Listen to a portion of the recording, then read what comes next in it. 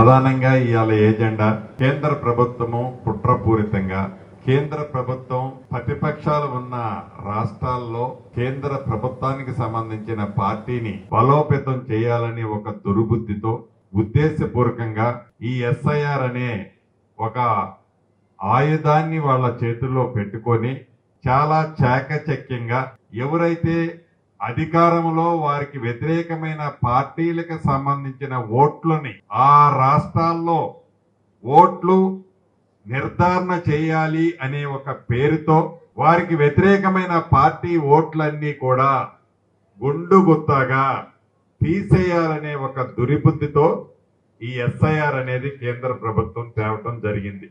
కొన్ని రాష్ట్రాల్లో వారు సక్సెస్ అయ్యారు. దాంట్లో ఉదాహరణకి వెస్ట్ బెంగాల్లో, అదే రకంగా మరికొన్ని మహారాష్ట్ర లాంటి రాష్ట్రాల్లో కొన్ని రాష్ట్రాల్లో వారు సక్సెస్ అయ్యారు.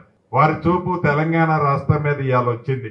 తెలంగాణ రాష్ట్రంలో కూడా ఈ ఎస్ఐఆర్ ని తీసుకొచ్చి ఈ ఎస్ఐఆర్ ద్వారా ప్రతి దగ్గర కాంగ్రెస్ పార్టీకి అనుకూలమైన ఓట్లు ఏమున్నాయో వారి రాడార్ లో ఎతికి అసలు ఆ ఓటే లేకుండా చేయాలని వారు కుట్రపూరితమైన ఒక ఆలోచన ఈనాడు కేంద్ర ప్రభుత్వానికి సంబంధించిన సంస్థలు వ్యవస్థలు ఆ దిశలో ఇవాళ ప్రయాణం చేస్తున్నాయి, ఆలోచిస్తున్నాయి.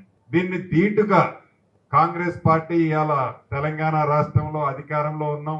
బలమైన కేడరు ప్రతి గ్రామంలో, ప్రతి మండలంలో, ప్రతి నియోజకవర్గంలో, ఇవాళ ప్రతి జిల్లాలో కాంగ్రెస్ పార్టీ చాలా బలంగా ఉంది.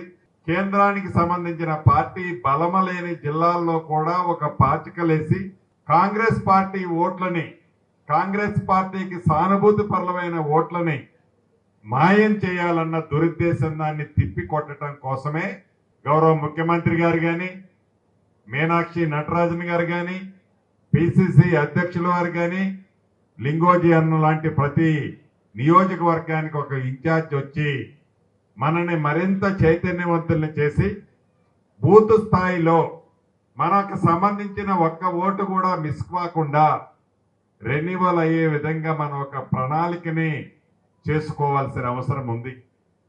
యథార్థంగా ఈ నెల 24వ తారీఖుతో ఈ కార్యక్రమం అయిపోయేది. మరి ఎందుకు ఇచ్చారో ఇంకా వాళ్ళకంతా లెక్కలు కుదిరినాయో లేవో అని ఇంకొక 10 రోజులు 3వ తారీఖు వరకు దీన్ని ఎక్స్టెన్షన్ చేశారు. ఇవాళ 19వ తారీఖు అయిపోయింది. కేవలం మధ్యలో 12 రోజులు మాత్రమే ఉంది. రోజులు పెంచిన తర్వాత ఏదైతే కొత్తగూడెం నియోజకవర్గంలో ఇప్పుడు నేను చూసిన ప్రాథమిక రిపోర్టు ప్రకారం చూస్తే 69.74% ఇప్పటి వరకు రెన్యువల్ అయింది. అంటే సుమారు 70% వేసుకున్నా 2,40,000 2,50,000 ఉంటే 30% తగ్గింది అంటే సుమారు 75,000 ఓట్లు కనిపించడం లేదు. ఇది రెడ్ సిగ్నల్, ఇది ప్రమాదకరమైనది. దీన్ని బిఎల్ఏల పైన అబ్జర్వర్లుగా వారిపైన మండల స్థాయిలో ఒక కమిటీని ఇప్పటికే మనం నిర్ణయించుకున్నాం, ఏర్పాటు చేసుకున్నాం. బిఎల్ఏల పాత్ర 10 బిఎల్ఏలకు ఒక అబ్జర్వరు, 10 అబ్జర్వర్కు మండల లెవెల్లోనూ ఒక కమిటీని వేసి ఇందాక ఆళ్లమురళి గారు కానీ, మిత్రులు లింగోజీ గారు కానీ, సోదరిమణి డిసిసి ప్రెసిడెంట్ల వారు కానీ, మిగతా వారు కానీ చెప్పినట్లు ఎవరం చేసినా తగ్గితే 5% తగ్గాలి, 4% ఓట్లు తగ్గాల. చచ్చినోళ్ళు పుచ్చినోళ్ళు కనపడకుండా ఉండేవాళ్ళు. అంతేగాని 30% ఓట్లు, 25% ఓట్లు, 20% ఓట్లు కనపడటం లేదు, రెన్యువల్ కాలేదు అంటే ఇది ప్రమాదకమైన ప్రమాదము. ఇత్తనాలు మనం ఏ ఇత్తనాలు నాటితే రేపు ఆ చెట్టుకి ఆ నాటిన ఇత్తనాలు వృక్షానికి ఆ పండ్లు మనకు అందుతాయి.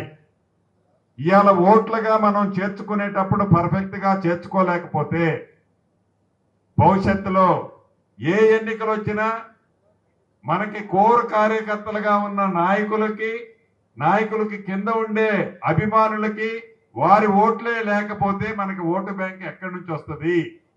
దీన్ని గమనించి ఓటు యొక్క విలువని మీరందరూ గమనించి ఈ ఉన్న 10 రోజులు 12 రోజులు రేపటి నుంచి బాధ్యతాయుతమైన నాయకులు మీరు బిఎల్ఏగా ఉన్నా లేకున్నా ఉన్నవారితో వారు ప్రత్యేకంగా ఒక్కొక్క బిఎల్ఏ 50 అప్లికేషన్లు ఇవ్వచ్చు. చిన్న స్పెల్లింగ్ తప్పుందనో, ఆ ఇంటికి కొత్త కోడలు వచ్చిందనో, ఇంటి పేరు తప్పు పడ్డదనో, వయసు తప్పు కనపడుతుందనో, 2002లోనో 12లోనో మీ ఓటు లేదు, ఇవాళ కొత్తగా ఎలా వచ్చిందనో, పోయినసారి మీ ఓటు ఇక్కడ లేదు కదా ఎక్కడో ఉందనో, మీ ఓటు 3 సార్లు ఉంది, మీరు ఇక్కడ కాదు మీరు అక్కడ ఉందనో, ఇలా వివిధ కారణాలు చూపించి ఈ 30% ఓట్లు ఈనాడు పక్కకు వచ్చాయి. పక్కన పెట్టాలని చూస్తున్నారు.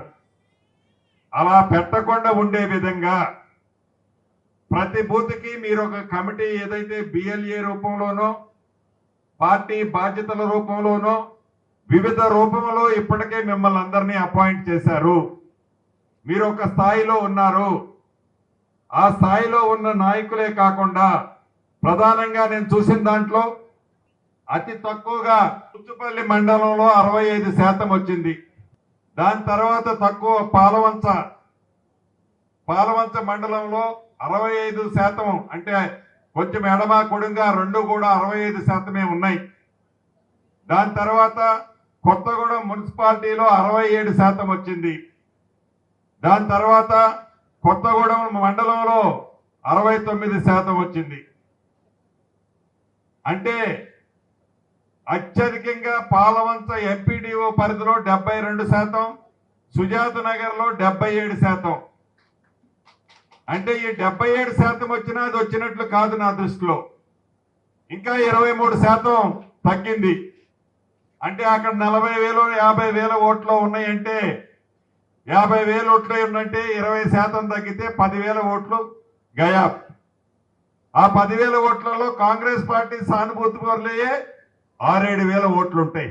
కాబట్టి ఓటు అనేది ప్రధానమైంది. ఎవరైతే బిఎల్ఏలు ఉన్నారో లింగోజీ గారిని, జిల్లా అధ్యక్షుల వారిని, పార్టీలో వివిధ పొజిషన్లో ఉన్న వారందరినీ మండలానికి ఒక టీము, ఆ టీములో మళ్ళీ సబ్ టీము వేసుకొని ఈ రాబోయే 10-12 రోజులు ఉధృతంగా ప్రతి బూత్లో మీరు పయనించి అత్యధికంగా ఓట్లు తగ్గే విధంగా, మన ఓటు ఒక్కటి కూడా మిస్ కాకుండా ఉండే విధంగా మీరు అప్లికేషన్లు ఇవ్వాలి. అప్లికేషన్లు ఇచ్చేటప్పుడు క్యాండిడేట్ సంతకం పెట్టని అవసరంలా, అక్కడ బిఎల్ఓ ఎవరైతే ఉన్నారో అక్కడ మీరు ఆ అప్లికేషన్ తీసుకొని వారు కూడా ముందు ఇమీడియట్లీగా సబ్మిట్ చేస్తే మళ్ళీ ఏదన్నా షార్ట్ ఫాల్ ఉంటే తర్వాత అది రీరిఫర్ అవుతుంది. మీరు అప్లికేషనే పెట్టకపోతే మళ్ళా ఓటు తెచ్చుకోవడం సాధ్యం కాదు. ఉదాహరణకి ఇందాక ఈ కుట్రాలో మహబాద్ పార్లమెంట్ సభ్యుడు బలరాం నాయక్ గారి పేరు కూడా కనపడట్లే ఓటర్ లిస్ట్ లో, అది కూడా లేచిపోతుంది అంటున్నారు. అంటే మళ్ళీ ఇదిగో నేను బతికేనున్నానయా, నేను పార్లమెంట్ సభ్యుడిని, పార్లమెంట్ లోనే ఉన్నానంటే తప్పు జరిగింది అంటే ఎంత కుట్ర జరుగుతుందో మీరు అర్థం చేసుకోవచ్చు.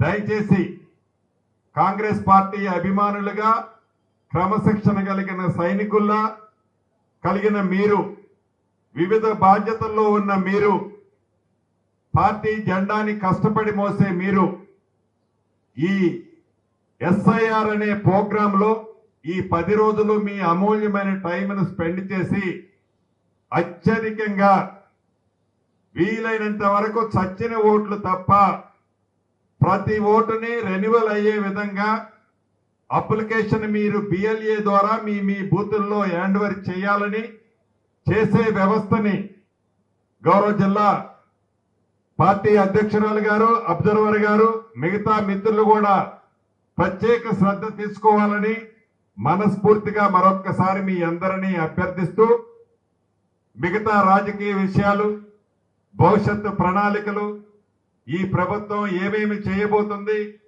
రాబోయే రోజుల్లో మళ్లీ సీట్లు, రిజర్వేషన్లు, అనేక అంశాలు ఈ నెలాఖరులోపు జరగబోతున్నాయి. సీట్లు పెరగటం, రిజర్వేషన్లో మార్పులు చేర్పులు, ఇంకా అనేకమైన చర్చలు జరగబోతున్నాయి. 33% రిజర్వేషన్ నా ఆడబిడ్డలకి తప్పకుండా రాబోతుంది. అసెంబ్లీలో పార్లమెంట్లలో ఇందుట్లో ఎవరు మా తోబట్టువులు శాసనసభ్యులు అవుతారో పార్లమెంటు సభ్యులు అవుతారో మీ నొస్తున్న ఏమి రాస్తుందో నాకు తెలియదు. కాబట్టి క్రమశిక్షణ కలిగిన పార్టీ సైనికులైన మనం